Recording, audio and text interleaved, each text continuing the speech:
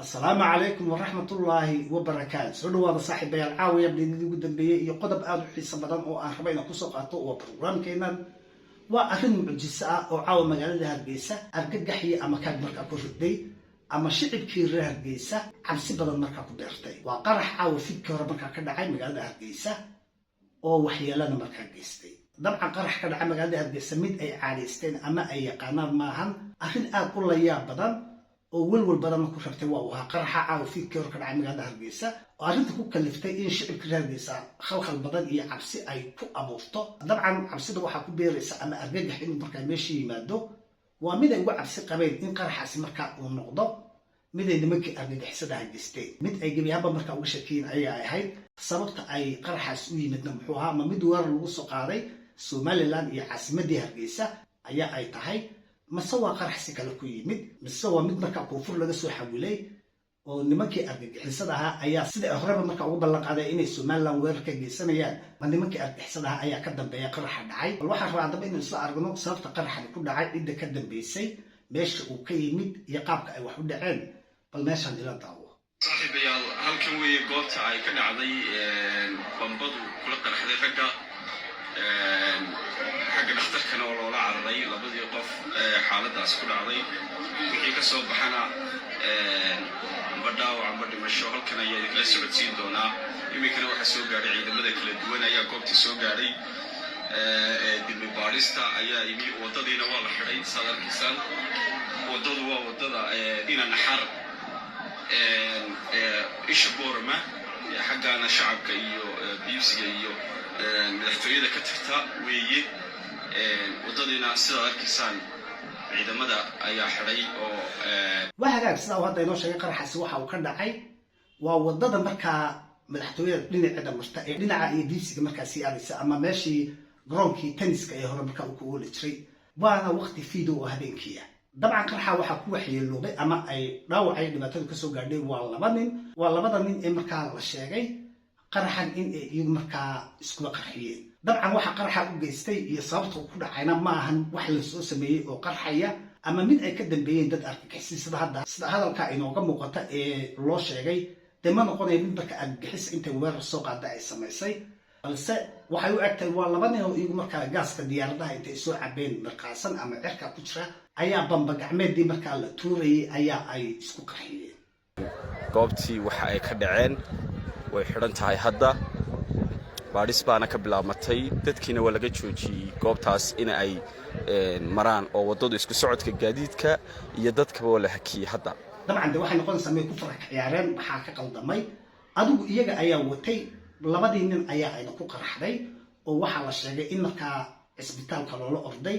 geeri iyo nololba markaa meeshii lagu geeyay wixii ka soo baxna waa la ogaan doonaa ciidankii booliska bidbaarayaashii CID cid walba markaa meesha way timid sababtii ay hawshaasi ku dhacday iyo waxa ku kalifay kulay baaritaan baa socda oo warba ka soo bixi doona balse waxa aad u la yaabada waqti habeenimo maxaa ku kalifaya in madaxtooyada agteediiba uu qaraxaasi markaa ka dhaco waa arrin aad u la yaabadan bay noqonaysaa dabcan way caddahay oo mid argagixiso weerar soo qaaday ma ahan waa mid markaa labada nin ee dhibaatadu gaadhay iyagu ay hawsha wateen marka ama niman cirka ku jira oo markaasan haadaan ama cid kale haadaan su'aashu waxa ay tahay waqti habeenimo oo fiidkii hore ah maxaa gacanta u soo galiyay waa bamba gacmeedii markaa la tuurayay ninku hadduu ciidan yahay cidi kuma qasbaysa inuu markaa bamba qaato loomana ogola nin militariyana markaa ma soo qaadanayo booliskana hubkooda waa ay qiyaasan yihiin way in ognahay labada nin qorshaha ay u socdeen marka muxuu ahaa ilaa intay bamba gacmeed soo qaataan ama shaamidii muuse bixi uu ku tuuri jiray madaxtooyada sidii waagii hore ee uu Silaani joogay miyay hawshu eeg tahay oo nimankani madaxtooyada ayaa ay rabeen inay markaa ku tuuraan ila laamiga hadda la yiri bambadaas ku qaraxday ama nimanka wata ay kula qaraxday haddii ay wax yar soo socdaan intaan xitaa main roadka la gaarinba wadada weyn ee halbowlaha oo magaalada Hargeysa mid madaxtooyada dabadeeda ama dhabarkeeda xitaa maraysaa jirta oo ay qarax ka geysan karaan ama madaxtooyadii ay kuwa tuuri karaan marka hawsha socota hawl yar ma aha rag iyagu bamba wata oo habeenimo madaxtooyada agteedii marka ay kula qaraxday dabcan waxay noqonaysaa ama ay sheekaduba ee kaanaysaa inay madaxtooyada sidii warafka ugu tuuraan ayaa ay rabeen ayun bay macnuhu noqonaysaa dowladdu arrinta inay yaraysato ma ahan gebi ahaanba ama aan la is odhan waa rag markaasan ama gaaskii diyaaradaha soo cabi oo cirka ku jiray ma ahane labada nin ee iyagu isqarxiyoorta ilaahay hu saalo oo ilaahay caafiyo balse nimankaasi qorshaha ay u socdeen waa mid la rabo markaa gurigii madaxtooyada in bambada lagu tuuro waa sida cadda ah iyo meesha ay markaa qaraxaasi ka dhacay marka aynu eegno xaaladda ayaa la baadhayaa bambadu xaggii ka timi raggu waxay ahaayeen qaabkay dhacdadu dhacday waxoo dhanba baadhitaan ayaa socda lagu ogaanayo xaaladda goobta ka dhacday iyo sida ay ahayd iyo sida wax u dhaceen intaba ay ciidamadu ay baadhayaan xaaladdu waa sidaas xaafadda ay arrintan ka dhacdayna waa xaafadda Isha Boora waa hagaag hawsha way socotaa baadhitaan baa ku socda ciidankii boolisku ama ciidankii sayidida waa ay ka diideen dadweynihii waa laga xidhay jidkii oo dabcan dee baadhitaan baa socda balse arrintaas arrin fudud maahan nimankaa bamba gacmeedda iyagu isku qarxiyeyna dabcan dee meel kale kumaysan socon sida muuqata waxay u egtay inay markaa ku socdeen waa aqalka madaxtooyada maxaa ku kalifaya iyagoo magaalada Hargeysa joogo ay habeenimo tahay in bambadii gacanta markaa ay soo qaataan waa tabtii Muuse Biixi waa shaanidii Muuse Biixi uu ku shaqaysan jiray oo kale hawsha markaa socota waa hagaag bal waa aynu arki doonaa videogana aynu soo aragnaa hal mar laamka laba nin waa dhaawac lagu qaaday oo runtii aadna way u googo'naayeen waxaa ku jira dadkii meesha ugu soo horreeyey inay noolanayeen kalena ilaahay baa og laakiin waxa u dhowdahay innagoo baaritaan ka hor dhacayn waxa iyagu gacanta ku haysteen inuu ku qarxay bay u dhowdahay laakiin waxaan sugi doonaa baarista boolisku waxay soo saartay ilaahay idinkiisa waxaan sa xaqiijinayaa waxaan imanka social media la dhex ordaya la leeyahay gaari meelaysan buu ahaayo